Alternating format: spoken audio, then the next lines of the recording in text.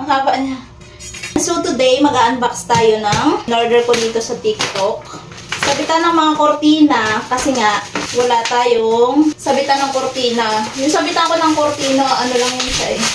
Ribbon lang yung sabitan natin ng kortina. Kaya nag-order ako nito. Maglalagay na kasi tayo ng mga Christmas curtain para naman maganda yung ating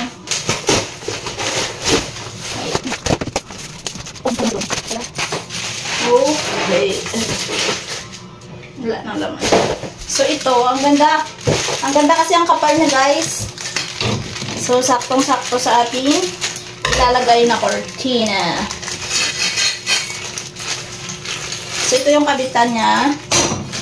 And then ganito ang itsura niya. Yan. So ganito siya. So tingnan natin kung gaano kahaba. Ayan. So, ang haba niya, guys, ah. Ayan, oh. Super haba niya.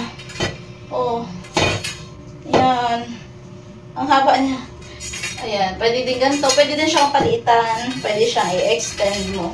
Ayan. Depende na lang kung gaano kahaba. Magkakabit lang kami. Then, papakita ko na sa inyo ang final touch. As you can see, ganito siya kahaba. Ang ano natin, ilalagay. Yan. Ganyan kahaba.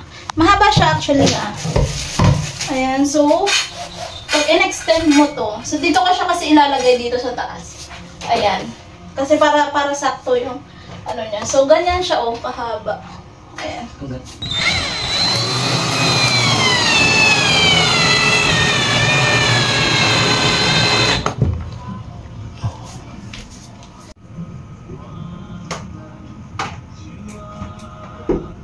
Yung curtain rod na lagay na natin. So, ang gagawin natin ngayon is tatanggalin na itong cortina. Palitan na natin siya ng Christmas curtain.